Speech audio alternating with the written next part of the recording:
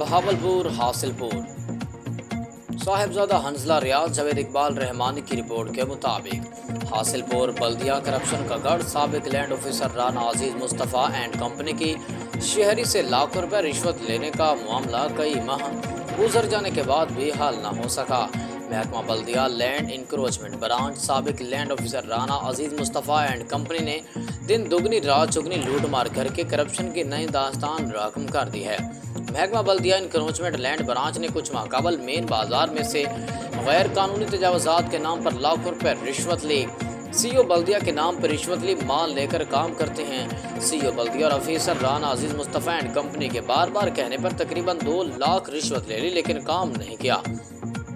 باوثوق ذرائع سے معلوم ہوا کہ رانا عزیز مصطفیٰ اینڈ کمپنی نے دوسری پارٹی سے بھی مبینہ 1,70,000 رشوت لے کر دوبارہ کیبن دکان کے اوپر شیڈ لگوا دی ہے۔ اب جب بھی رانا عزیز مصطفیٰ اینڈ کمپنی سے رابطہ کیا جاتا ہے تو سنگین نتائج کی دھمکیاں دی جاتی ہیں۔